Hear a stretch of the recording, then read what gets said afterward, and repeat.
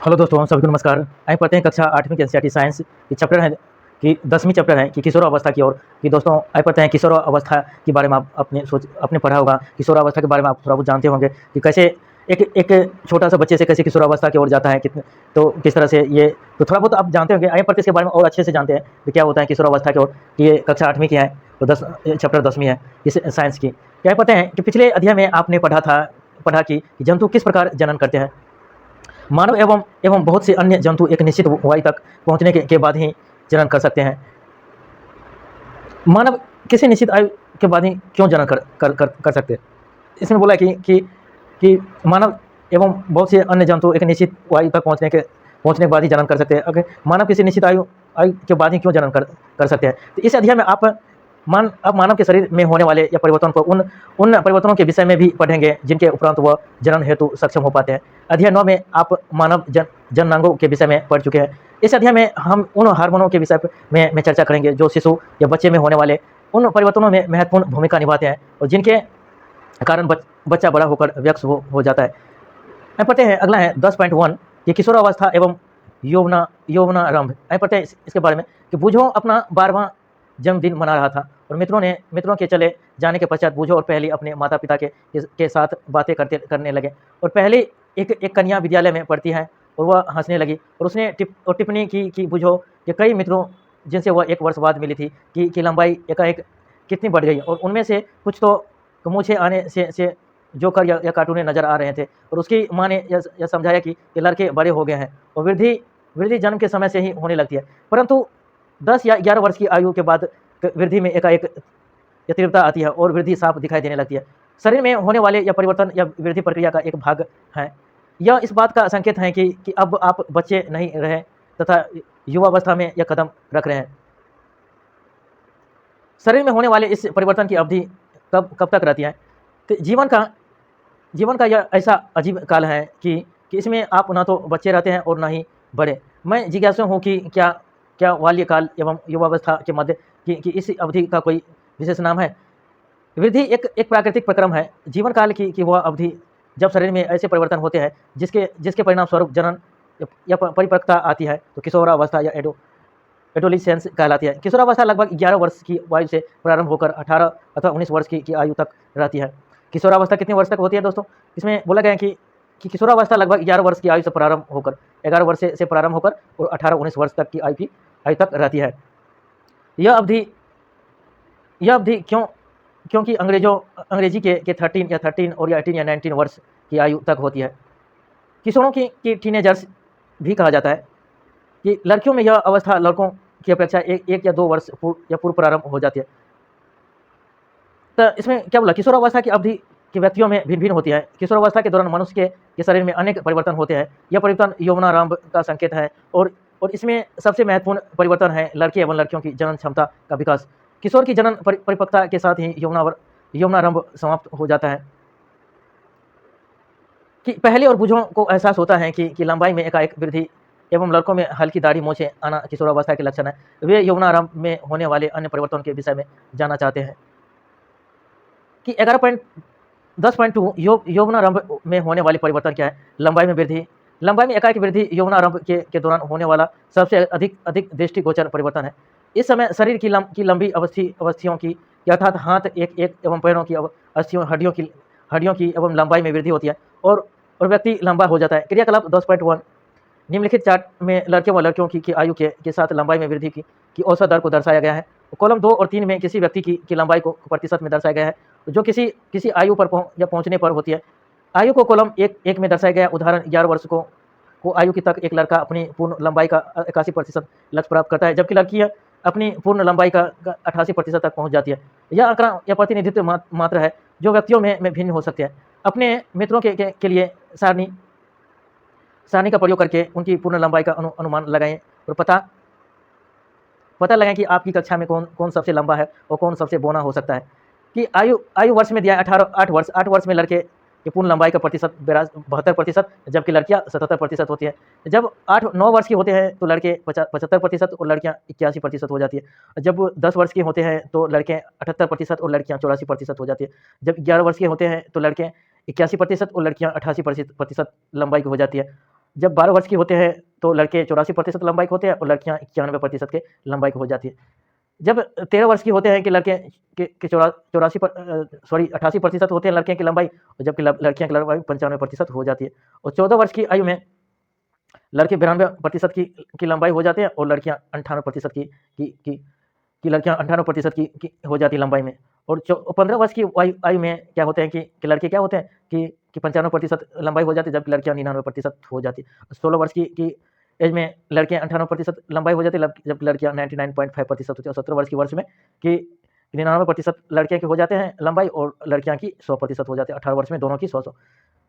तो पूर्ण लंबाई की गणना करने के लिए सेंटीमीटर में कैसे निकालते हैं? जैसे वर्तमान की लंबाई सेंटीमीटर में और वर्तमान में पूर्ण लंबाई का प्रतिशत और गुना 100 चार्ट में दिए गए के अनुसार। ये एक लड़का जिसकी वय 9 वर्ष है कि लंबाई 120 सेंटीमीटर है, वृद्धि काल की समाप्ति पर उसकी लंबाई का होगी, कैसे निकाल सकते हैं? कि जैसे कि 100 जैसे 9 वर्ष की उम्र में कितने प्रतिशत वो कंप्लीट कर लेते हैं? कि लड़के निकाले तो 75% यहाँ कर लेते हैं दोस्तों। तो इसी में बोला गया है कि 120 सेंटीमीटर का है तो 100 तो 100 बटे 75 गुना 120 सेंटीमीटर करके उसके अनुमानित लंबाई निकाल सकते हैं 9 वर्षों में। तो इस तरह से ये निकाल सकते हैं। आगे हैं क्रियाकलाप 10.2 में क्रियाकलाप कि 10.1 में दिए गए आंकड़ों का उपयोग करके एक ग्राफ बनाइए और आयु को एक्स अक्ष पर तथा लंबाई में वृद्धि की प्रतिशत वाई अक्ष पर लीजिए और अपनी आयु को ग्राफ पर विशिष्ट रूप से चिन्हित कीजिए। तो आप लंबाई के जिस प्रतिशत को प्राप्त कर चुके हैं उसका पता लगाइए और आप अंत जिस लंबाई को प्राप्त कर सकेंगे उसका भी परिकलन कीजिए। आप अपने ग्राफ की तुलना निम्नलिखित ग्राफ से कीजिए। जैसे चित्र 10.1 में किस प्रकार दिया गया है कि पूर्ण लंबाई का प्रतिशत दिया गया है, उसके बाद वायु वर्षों में दिया गया है लड़के और लड़कियों की, तो किस प्रकार से ये दिखाया गया, वो आयु के साथ बढ़ती ऊंचाई का प्रतिशत प्रदर्शित करने वाला ये ग्राफ दिया गया है। तो आइए पढ़ते हैं आगे कि प्रारंभ में लड़कियां लड़कों की अपेक्षा अधिक तीव्रता से बढ़ती है। प्रारंभ में क्या करते हैं, लड़कियां लड़कों की अपेक्षा अधिक तीव्रता से बढ़ती है और परंतु 18 वर्ष की आयु तक दोनों अपनी अधिकतम लंबाई प्राप्त कर लेते हैं और अलग अलग व्यक्तियों की लंबाई में वृद्धि की दर भी भिन्न भिन्न होती है। कुछ यौवनारंभ में ही तीव्र गति से बढ़ते हैं तथा बाद में यह गति धीमी हो जाती है, जबकि कुछ धीरे धीरे वृद्धि करते हैं। मैं चिंतित हूँ, यद्यपि मैं लंबी हो गई हूँ, परंतु शरीर की तुलना में मेरा चेहरा छोटा है। कि पहले चिंतित होने की आवश्यकता नहीं है, शरीर के सभी अंग समान दर से वृद्धि नहीं करते। कभी कभी किशोर के हाथ अथवा पैर शरीर के अन्य अंगों की अपेक्षा बड़े दिखाई देते हैं, परंतु शीघ्र ही दूसरे भाग की भी वृद्धि कर शरीर अनुपात को संतुलित कर देते हैं। तो फलतः शरीर सुडौल हो जाता है। तो आपने ध्यान दिया होगा कि किसी व्यक्ति की लंबाई उसके परिवार के किसी न किसी सदस्य के समय समान होती है। इसका कारण यह है कि लंबाई माता पिता से प्राप्त जीन पर निर्भर करती है। लंबाई क्या कहते हैं कि माता पिता से प्राप्त जीन की लंबाई जीन पर निर्भर करती है, परंतु वृद्धि के इन वर्षों में उचित प्रकार का संतुलन आहार आवश्यक है। बोला गया कि वृद्धि में इन वर्षों में उचित प्रकार का संतुलन आहार आवश्यक है। अब अस्थियों या पेशियों शरीर के अनुभागों को सही ढंग से वृद्धि करने हेतु पर्याप्त पोषण करने में सहायता करता है। आप किशोर की पोषक आवश्यकताओं के विषय में इस अध्ययन में आगे पढ़ेंगे। और शारीरिक आकृति में परिवर्तन, कि क्या आपने ध्यान दिया है कि आपकी कक्षा के छात्रों के कंधे एवं सीना निचले कक्षा के छात्रों की अपेक्षा अधिक चौड़े होते हैं। इसका कारण यह है कि वे यौवनारंभ में प्रवेश कर चुके हैं। जब वृद्धि के कारण या कंधे या फैल कर चौड़े हो जाते हैं तो लड़कियों में कमर या निचला भाग चौड़ा हो जाता है और वृद्धि के कारण लड़कियों में शारीरिक पेशियां की अपेक्षा सुस्पष्ट एवं गठी दिखाई देती है। अतः किशोरावस्था के दौरान लड़कों एवं लड़कियों में होने वाले परिवर्तन अलग अलग है। स्वर में परिवर्तन, कि क्या आपने ध्यान दिया है कि कभी कभी आपकी कक्षा में कुछ लड़कों की आवाज़ फटने लगती है। यौवनारंभ में स्वर यंत्र अथवा या लेरिंग्स में वृद्धि का प्रारंभ होता है। इसको याद रखना दोस्तों कि यौवनारंभ में क्या होता है, स्वर यंत्र या अथवा लेरिंग्स में वृद्धि का प्रारंभ होता है। कि लड़कों का स्वर यंत्र विकसित होकर अपेक्षाकृत बड़ा हो जाता है और लड़कों में बढ़ता हुआ यह स्वर यंत्र गले के सामने की ओर सुस्पष्ट उभरे भाग के रूप में दिखाई देता है, जिसे एंडम्स या एप्पल या कंठ मणि कहते हैं। चित्र 10.2 में सबसे पहले देखते चित्र 10.2 किशोर लड़के का यह स्वर यंत्र एंडम्स एप्पल्स ये दिखाएगा। एंडम्स एप्पल को यहाँ दिखाएंगे। लड़के के जब भी ये होता है कि इसके स्वर विकसित होते हैं, कि जब भी क्या होता है कि इसके किशोर के स्वर यंत्र में एंडम्स एप्पल्स यह दिखाए गए हैं कि जब भी वो क्या होता है कि लड़कों में बढ़ता हुआ स्वर यंत्र को गले के सामने की ओर सुस्पष्ट उभरे हुए भाग को दिखाई देता है, जिसे एंड ऑफ एपल या कंठमणि कहते हैं चित्र 13.2 में। लड़कों में स्वर यंत्र अपेक्षाकृत छोटा छोटा होता है, अतः बाहर से समानता दिखाई नहीं देती है। सामान्यतः लड़कियों का स्वर या उच्च तारत वाला होता है, जबकि लड़कों का स्वर गहरा होता है। किशोर लड़कों में कभी कभी स्वर यंत्र की पेशियां में अनियंत्रित वृद्धि हो जाती है और आवाज़ फटने और भराने लगती है। यह स्थिति कुछ दिनों अथवा कुछ सप्ताह तक बनी रह सकती है, जिसके बाद स्वर समान हो जाता है। कि मेरे अनेक सहपाठियों की फटी आवाज़ और मैं जान गया हूँ ऐसा क्यों है कि स्वेद या तेल ग्रंथियों की क्रियाशीलता में वृद्धि। किशोरावस्था में स्वेद एवं तेल ग्रंथियों का स्तर बढ़ जाता है। इन ग्रंथियों की अपेक्षाकृत क्रियाशीलता के कारण कुछ पढ़ते हैं। पहले ये क्या लिखा है कि स्वर ग्रंथियाँ या तेल ग्रंथियाँ तथा लाल ग्रंथियाँ जैसी कुछ ग्रंथियाँ अपना अस्त्र या वाहियों द्वारा स्रावित करती है। अतः अंतःस्रावी ग्रंथियाँ हार्मोन को सीधे रुधिर या प्रवाह में निमोर्चित करती है, इसलिए इन्हें या नलिकाओं या विभिन्न ग्रंथियाँ भी कहते हैं। तो किशोरावस्था में स्वेद या तेल ग्रंथियों का स्राव बढ़ जाता है। इन ग्रंथियों को अधिक या क्रियाशीलता के कारण कुछ व्यक्तियों के चेहरे पर या फुंसियाँ या मुहासे आदि हो जाते हैं।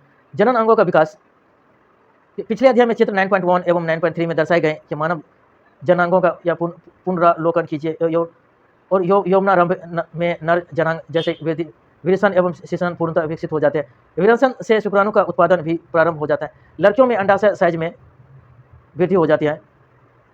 इसमें क्या बोला गया है कि जैसे चित्र 9.1 और 9.3 में दिखाया गया। चित्र 9. देखते सबसे पहले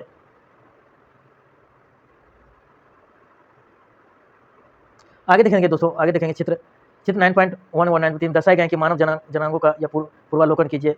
यौवनारंभ में नर जनांग जैसे कि विरेचन एवं शिशन पूर्णतः विकसित हो जाते हैं और विरेचन से शुक्राणु का उत्पादन भी प्रारंभ हो जाते हैं। और लड़कियों में भी अंडाशय साइज में वृद्धि हो जाती है तथा अंड परिपक्व होने लगती है और अंडाशय में से अंडाणुओं का निर्मोचन प्रारंभ हो जाता है। यौवनावस्था में मानसिक या बौद्धिक एवं संवेदनात्मक परिपक्वता प्रारंभ होना। किशोरावस्था व्यक्तियों के सोचने के ढंग में परिवर्तन की अवधि भी है। पहले ही अपेक्षा किशोर अधिक या स्वतंत्र एवं अपने प्रति अधिक सचेत होता है, तो उनमें बौद्धिक विकास भी होता है तथा वे यह सोचने विचारने में भी काफ़ी समय लेते हैं। वास्तव में किसी व्यक्ति के जीवन में यह वह समय है जब उसके मस्तिष्क की सीखने की क्षमता और सर्वाधिक होती है। कभी कभी यह फिर किशोर शारीरिक एवं मानसिक परिवर्तनों के प्रति अपने आप को ढालने हेतु प्रयास करता हुआ और स्वयं को वह सुरक्षित महसूस करता है, परंतु किशोर होने के नाते आपको समझना चाहिए कि वह सुरक्षित महसूस करने का कोई कारण नहीं है। ये परिवर्तन प्रकृति हैं जो शारीरिक वृद्धि के कारण उत्पन्न हो रहे हैं। 10.3 में कि गौण लैंगिक लक्षण कि आप अध्याय 9 में पढ़ चुके हैं कि विरेचन एवं अंडाशय जनन अंग है। वे युग्मक या अर्थात शुक्राणु एवं अंडाणु उत्पन्न करते हैं। युवावस्था में लड़कियों में स्तनों का विकास होने लगता है तथा लड़कों के चेहरे पर बाल उगने लगते हैं अर्थात दाढ़ी मोछें आने लगती हैं। ये लक्षण क्योंकि लड़कियों को लड़कों से पहचानने में सहायता करते हैं, अतः उन्हें गौण लैंगिक लक्षण कहते हैं। लड़कों के सीने पर भी बाल आ जाते हैं अतः लड़कों एवं लड़कियों दोनों में ही बगल एवं या जांघ के ऊपरी भाग अथवा प्यूबिक क्षेत्र में भी बाल आ जाते हैं। बूझो पहली दोनों ही जानना चाहते हैं कि यौवनारंभ में होने वाले या परिवर्तनों का प्रारंभ कौन करता है। कि किशोरावस्था में होने वाले परिवर्तन हार्मोन द्वारा नियंत्रित होते हैं।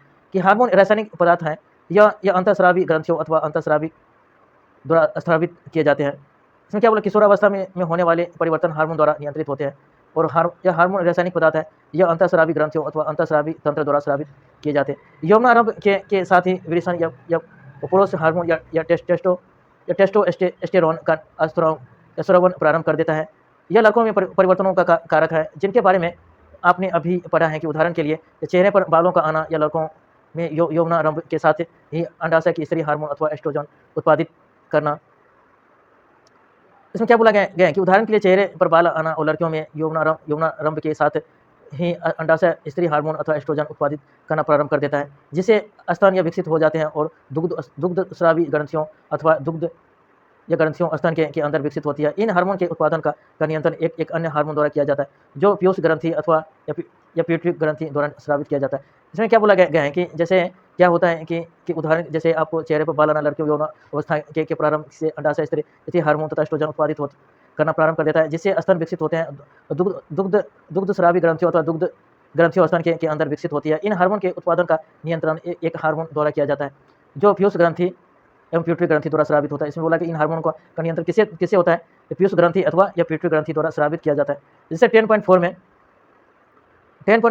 जनन प्रकार या प्रारंभ करने में हार्मोन की भूमिका अंतःस्रावी ग्रंथियों या हार्मोन रुधिर प्रभाव में स्रावित करती हैं जिसे वो शरीर के विशिष्ट भाग अथवा या लक्ष्य स्थल तक पहुँच सके। कि लक्ष्य स्थल या हार्मोन के प्रति अनुक्रिया करता है कि हमारे शरीर में अनेक अंतःस्रावी ग्रंथियों हैं। विरेचन एवं अंडाशय लैंगिक हार्मोन या स्रावित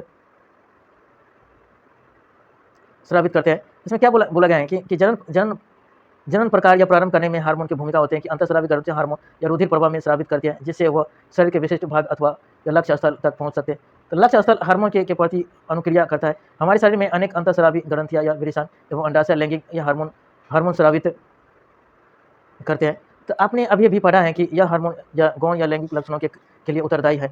लैंगिक हार्मोन भी पीयूष ग्रंथि द्वारा स्रावित हार्मोन के नियंत्रण में है।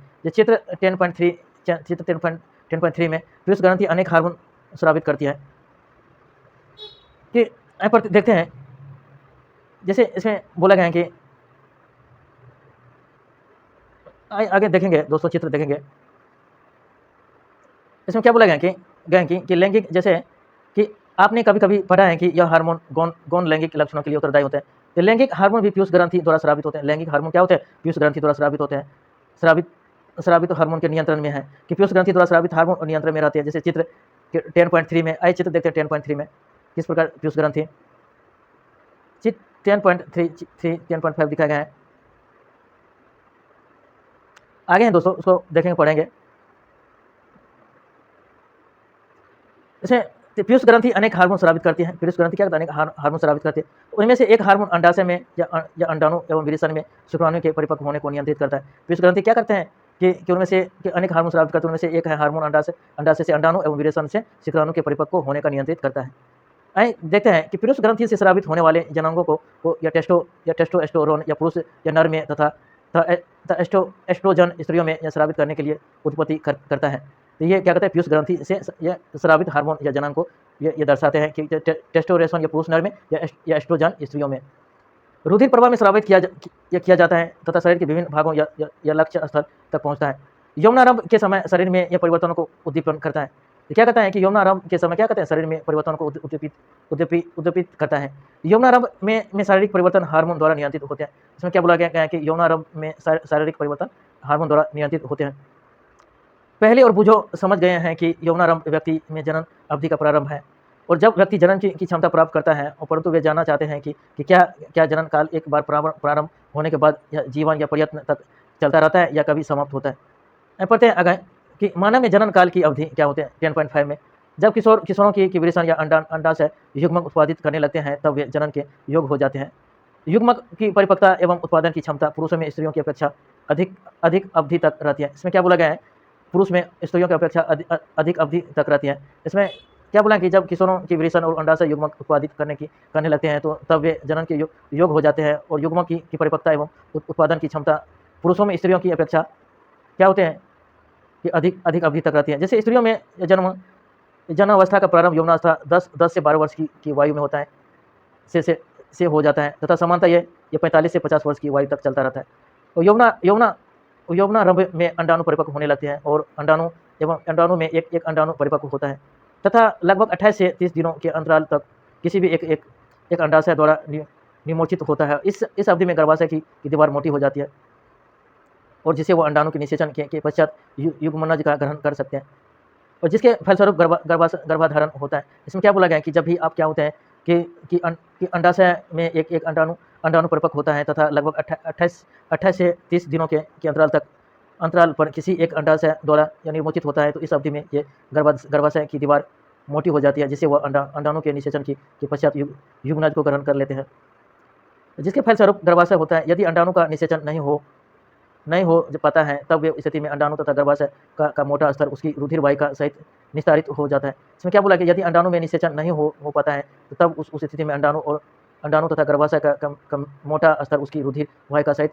निस्तारित हो जाता है। तो इसमें स्त्रियों में रक्त स्राव होता है, जिसे वह ऋतुस्राव वाहक या ऋतुधर्म कहते हैं। क्या कहते हैं? ऋतुस्राव लगभग 28 से 30 दिनों में से एक बार होता है। तो पहला ऋतुस्राव या यौनारंभ में होता है, जिसे रजोदर्शन कहते हैं। लगभग 45 से 50 वर्ष की आयु में ऋतुस्राव होना रुक जाता है, और ऋतुस्राव के रुक जाने को रजोनिवृत्ति या कहते हैं। प्रारंभ में ऋतुस्राव या चक्र अनियमित हो सकता है, तथा उसके उसके नियमित होने में कुछ समय लग सकता है। पहली कहती है कि स्त्रियों में जनन काल की अवधि या रजोदर्शक में या रजोनिवृत्ति या तक होती है, क्या वह सही है? या ऋतुस्राव चक्र का नियंत्रण हार्मोन द्वारा होता है। इस चक्र में अंडाणु का परिपक्व होना, इसका या निर्मोचन या गर्भाशय की दीवार का मोटा होना एवं निषेचन न होने की स्थिति में उसका टूटना शामिल है। यदि अंडाणु का निषेचन हो जाता है तो वह विभाजन करता है और तथा गर्भाशय में विकसित के लिए स्थापित हो जाता है। जैसा कि आप पिछले अध्याय में पढ़ चुके हैं, जैसे चित्र 9.8 में कि 10.6 में संतति का लिंग निर्धारण किस प्रकार होता है कि मैंने अपनी माँ और चाची को बातें करते सुना है कि मेरी चचेरी बहन का होने वाला बच्चा लड़का होगा या लड़की। तो मुझे यह जानने की उत्सुकता है कि इस बात का निर्धारण कैसे होता है कि निषेचित अंडाणु लड़के में अथवा लड़कियों में विकसित होता है कि लड़का अथवा या लड़की। निषेचित अंडाणु अथवा युग्मनज में जन्म लेने वाले शिशु लिंग निर्धारण का संदेश होता है। यह संदेश निषेचित अंडाणु में धागे सी संरचना अर्थात गुणसूत्रों में निहित होता है। अथवा 8 का स्मरण कीजिए कि गुणसूत्र प्रत्येक कोशिका के केंद्र में उपस्थित होते हैं। तो सभी मनुष्यों में कोशिका के केंद्र में 23 गुणसूत्र होते हैं। कितने होते हैं दोस्तों? कि सभी मनुष्य की कोशिका के केंद्र में कितने होते हैं? 23 गुणसूत्र पाए जाते हैं। इनमें से 2 गुणसूत्र एक जोड़ी या लिंग सूत्र जिसमें एक्स और वाई कहते हैं। स्त्री में दो एक्स गुणसूत्र होते हैं, जबकि पुरुष में एक एक्स तथा एक वाई गुणसूत्र होते हैं। और युग्म तो क्या होते हैं दोस्तों? स्त्री में दो एक्स होते हैं, जबकि पुरुष में एक एक्स एक वाई होते हैं। स्त्री में 2 एक्स होते हैं, जबकि पुरुषों में एक्स तथा वाई गुणसूत्र होते हैं। युग्मज अंडाणु शुक्राणु में गुणसूत्रों का एक जोड़ा होता है। अनिषेचित अंडाणु से सदा एक गुणसूत्र होता है, परंतु शुक्राणु दो प्रकार के होते हैं, जिनमें से एक प्रकार में एक्स गुणसूत्र एवं दूसरे प्रकार के में वाई गुणसूत्र होता है। चित्र 10.4 में देखिए कि जब एक्स गुणसूत्र वाला इसमें बोला गया, चित्र 10.4 में देखिए, यहाँ चित्र 10.4 में क्या बोला गया कि जैसे लड़का में एक्स वाई होते हैं, मादा लड़की में एक्स होते हैं, मनुष्य में लिंग निर्धारण होते हैं। इसमें क्या बोला गया है कि जब भी क्या होते हैं कि लड़कों से भी एक्स और लड़कियों से भी एक्स अंडाणु होते हैं, तो इसमें अंडाणु होते हैं। तो और जब भी क्या होते हैं कि शुक्राणु क्या होते हैं कि लड़कों से वाई और लड़कियों से एक्स होते हैं। तो जब इसमें चित्र बोला 10.4 में देखिए, तो जब एक्स गुणसूत्र वाला शुक्राणु क्या होता है? अंडाणु को निषेचित करता है, तो युग्मनज में 2 एक्स गुणसूत्र होंगे और वह मादा शिशु में विकसित होगा। इसमें क्या बोला गया है कि जब भी क्या होते हैं कि जब एक्स गुणसूत्र वाला शुक्राणु और अंडाणु क्या होते हैं? शुक्राणु अंडाणु निषेचित करता है, तो युग्मज में 2 एक्स गुणसूत्र होंगे तथा वह मादा शिशु में विकसित होते हैं। इसमें क्या बोला गया है कि जब भी क्या होते हैं तो एक्स गुणसूत्र वाला शुक्राणु अंडाणु निषेचित करता है, तो ये युग्मज क्या होते हैं?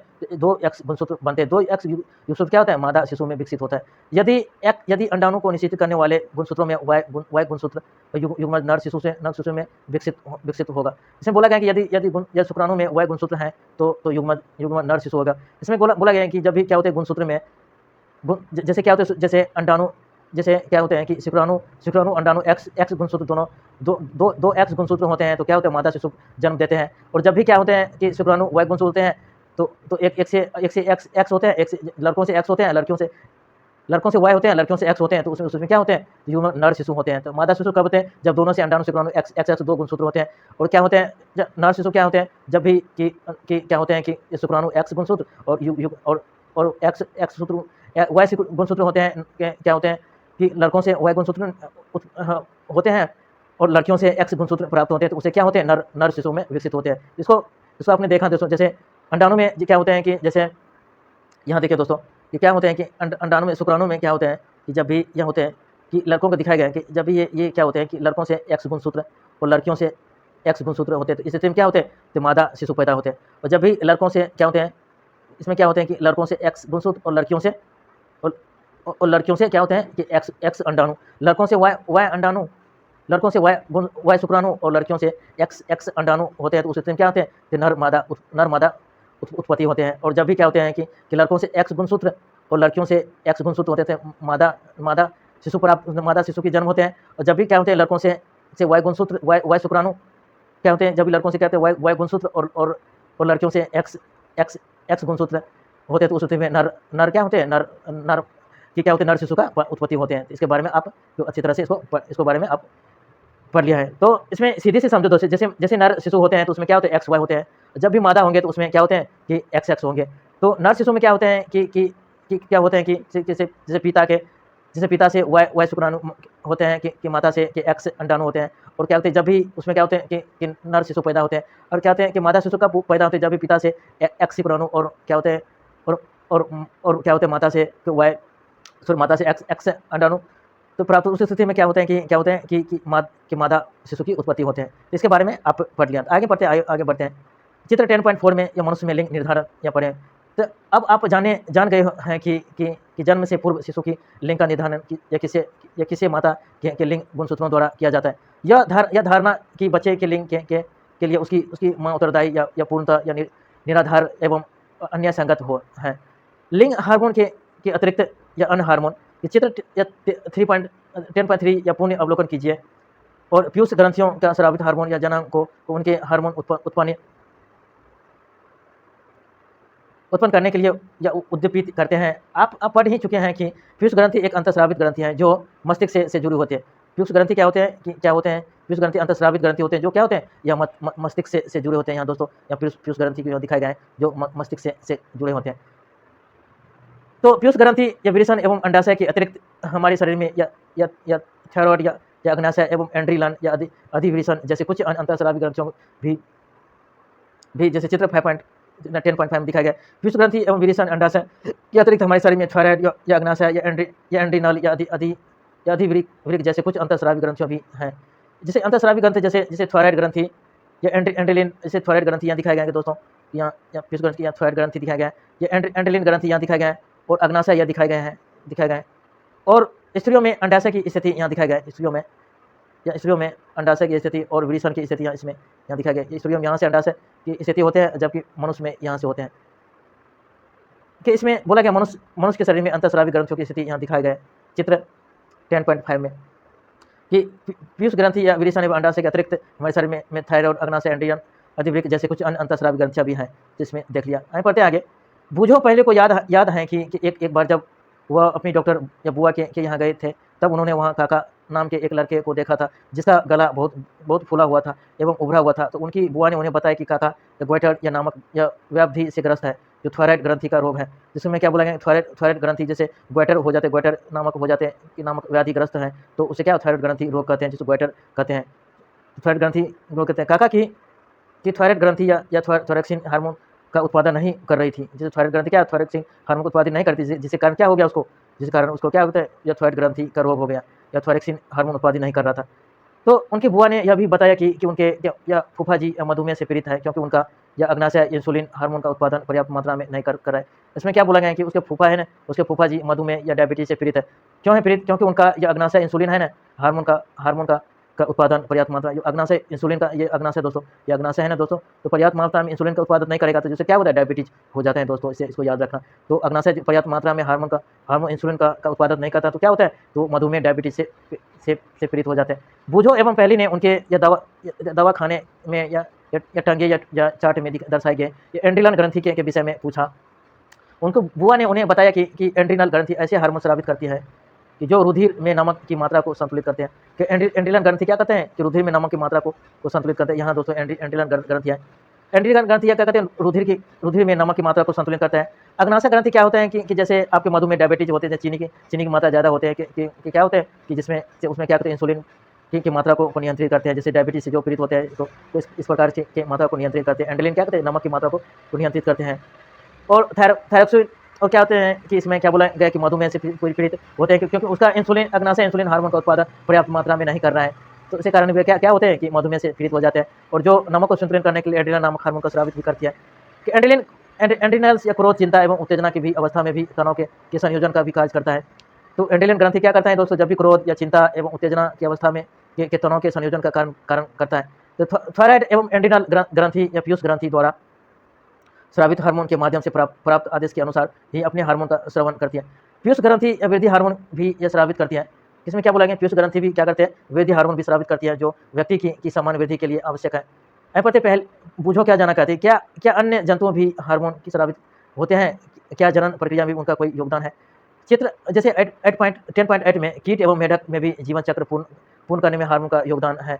आप रेशम के कीट या मेढक के जीवन चक्र के विषय में भी तो पढ़ ही चुके हैं कि इल्ली को वैक्स या शलभ बनने तक अनेक चरणों में गुजारना पड़ता है। कक्षा 7 में पढ़े रेशम के कीट के जीवन चक्र का स्मरण कीजिए। इसी प्रकार या टेडपोल को भी वैक्स मेढक बनने के लिए भी अनेक चरणों से गुजरना पड़ता है। अध्ययन 9 में या लार्वा में से वैक्स बने के इस कायांतर को जो कायांतर या चित्र 9.110 कहते हैं। कीटों में कायांतर का नियंत्रण कि कीट हार्मोन द्वारा होता है कि मेढक में थायरॉक्स द्वारा या स्रावित हार्मोन या थायरॉक्सिन इसका क्या नियमन करता है कि क्या कीट हार्मोन द्वारा होता है। जैसे क्या बोला गया है कि इसमें कीटों में कायांतर का नियंत्रण तो कीट हार्मोन द्वारा होता है। मेढक में थायरॉक्स द्वारा स्रावित थायरॉक्सिन इसका क्या नियमन करता है। यह थायरॉक्सिन के उत्पादन के लिए जल में आयोडीन की उपस्थिति आवश्यक है। यदि जल में जिसमें यह टेडपोल वृद्धि कर रहे हैं या पर्याप्त मात्रा में आयोडीन नहीं है तो यह टेडपोल या वृक्ष मेढक में परिवर्तित नहीं हो सकते। यदि व्यक्ति के आहार में पर्याप्त आयोडीन न हो तो क्या उन्हें थायरॉक्सिन की कमी के कारण ग्वाइटर हो जाएगा। तो क्रियाकलाप 10.3 में देते हैं या किसी पत्रिका अथवा डॉक्टर से सूचना एकत्र कर या आयोडीन नमक के उपयोग पर एक नोट तैयार कीजिए और उसकी जानकारी इंटरनेट पर भी देख सकते हैं। 10.9 में यह जनात्मक स्वास्थ्य व्यक्ति का कायिक एवं या मानसिक या विसंगति मुक्ति होना या उस व्यक्ति का स्वास्थ्य कहलाता है। किसी भी वायु के व्यक्ति के शरीर को स्वस्थ रखने के लिए उसे संतुलित आहार की आवश्यकता होती है। व्यक्ति को व्यक्ति या स्वच्छता एवं सफाई या नियमित रूप से पालन एवं पर्याप्त या शारीरिक व्यायाम भी करना चाहिए। और किशोरावस्था में जब शरीर वृद्धि करता है तो उपरोक्त बातें या अधिक आवश्यक हो जाती है। किशोर को पोषण आवश्यकता किशोरावस्था में तीव्र वृद्धि एवं विकास की अवस्था है और अतः किसी भी किशोर को आहार नियोजन अत्यंत या सावधानीपूर्वक करना चाहिए। आप पढ़ ही चुके हैं कि संतुलित आहार क्या है। स्मरण कीजिए कि संतुलित आहार का अर्थ है कि भोजन प्रोटीन कार्बोहाइड्रेट वसा विटामिन एवं खनिज का पर्याप्त मात्रा में समावेशन। हमारा भारतीय भोजन जिसमें रोटी या चावल दाल एवं सब्जियां होती हैं एक संतुलित आहार है। दूध अपने आप में संतुलित भोजन है और फल भी हमें पोषक देते हैं और शिशुओं को माँ के दूध से संपूर्ण पोषक मिलता है जिसका उन्हें जरूरत है। लोहा आयरन तत्व रुधिर का निर्माण करता है और तथा लो पुरुष खाद्य जैसे पत्तीदार सब्जियां या गुड़ मांस संतरा आंवला इत्यादि किशोर के लिए अच्छे खाद्य हैं। अपने दोपहर एवं रात्रि के भोजन के खाद्य पदार्थों की जांच कीजिए और क्या भोजन संतुलित पौष्टिक है। क्या इनमें से खाद्य सम्मिलित है जो ऊर्जा प्रदान करते हैं।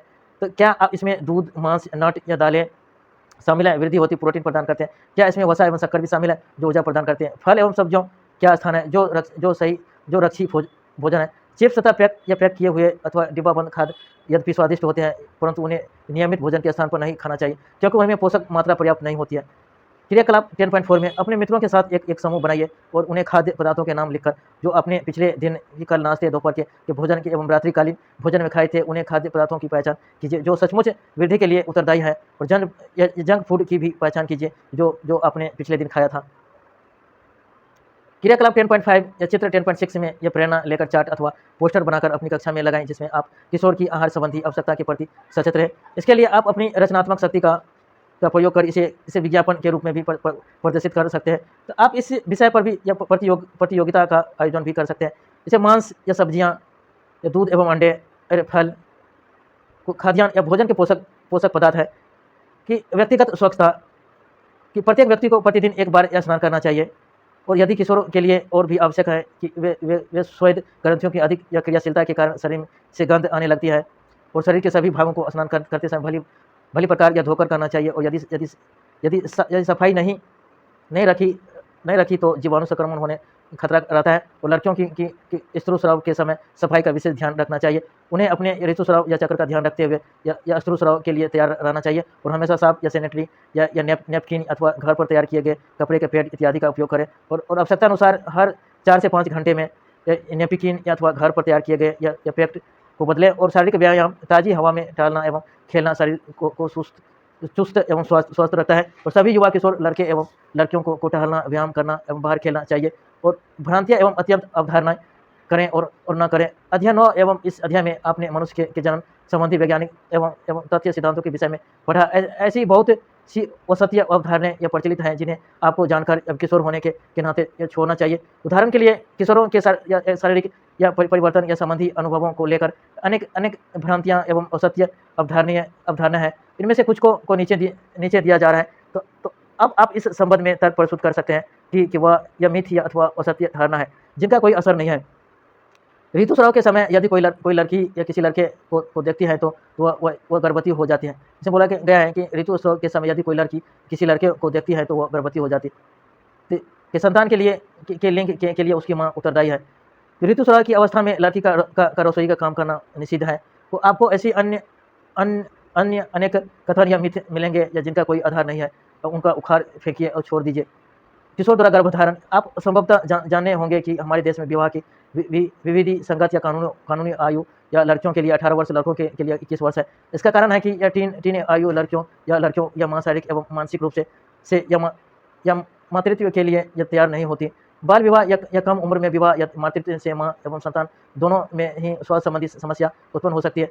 इसमें युवा स्त्रियों के लिए व्यवसाय के अवसरों में भी कमी आती है, क्योंकि वे यह मातृत्व की जिम्मेदारी उठाने के लिए सक्षम नहीं होती, अतः वह मानसिक पीड़ा से ग्रस्त रहती है। क्रियाकलाप 10.6। अपनी कक्षा में उन सहपाठियों के आंकड़ों एकत्र कीजिए जो नियमित रूप से व्यायाम करते तथा उनके आंकड़ों भी एकत्र कीजिए जो व्यायाम नहीं करते हैं, तो आपको उनकी चुस्ती अथवा स्वास्थ्य में कोई अंतर दिखाई देता है। नियमित व्यायाम के लाभ एवं रिपोर्ट तैयार कीजिए।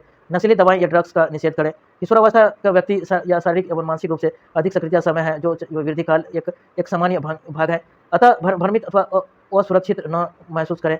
यदि कोई व्यक्ति या आपको यह बताता है कि किसी ड्रग या नशीली दवा के सेवन से आप अच्छा अथवा तनाव मुक्त महसूस करेंगे, तो आपको इसके लिए नहीं कहना चाहिए जब तक वह डॉक्टर द्वारा न दी जाए। तो इस ड्रग्स नशीले पदार्थ जिनकी किल्लत पड़ती है, तो यदि आप इन्हें एक बार लेते हैं तो आपको इन्हें बार बार लेने की इच्छा होती है, परंतु कालांतर में यह हानिकारक है। यह स्वास्थ्य एवं खुशी दोनों ही को ही बर्बाद कर देते हैं।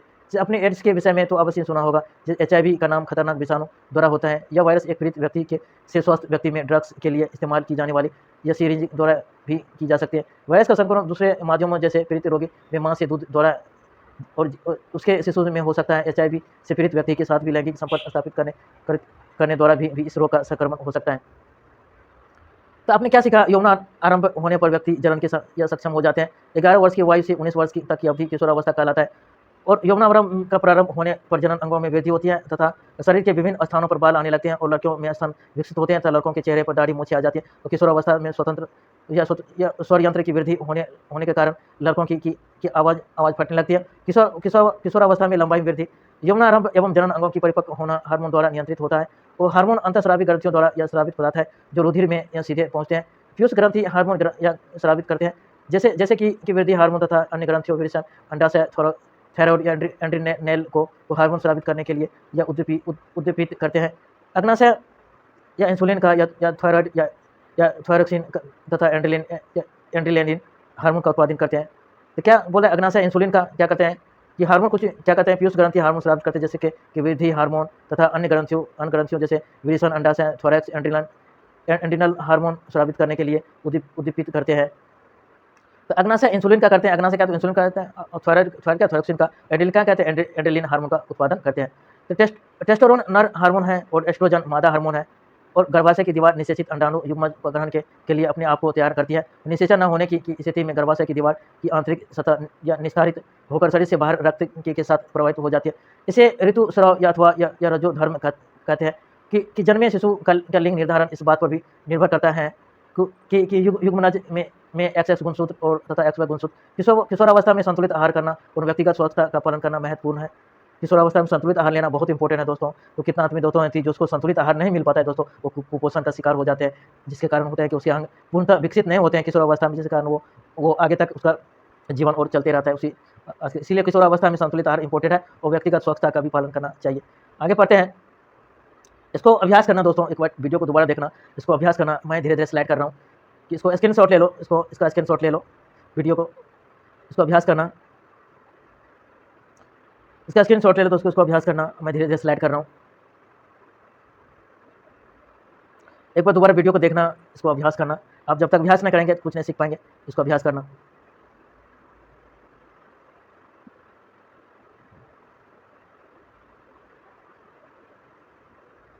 इसको अभ्यास करना दोस्तों। क्रियाकलाप दिया गया है, इसको क्रियाकलाप को आप पढ़ना। तो कम अनुपात में समाज की चिंताएं यदि लड़का लड़की होने की एक समान है कि अपने बड़े संबंधियों बाल विवाह या कानून के संबंध जागरूकता का पता लगाएं। स्वयं अपने अध्यापक, माता पिता, डॉक्टर तथा इंटरनेट की जानकारी प्राप्त कीजिए। बाल विवाह के दंपति के लिए क्यों उचित नहीं है, इस विषय पर 2 मिनट का व्याख्या लिखिए।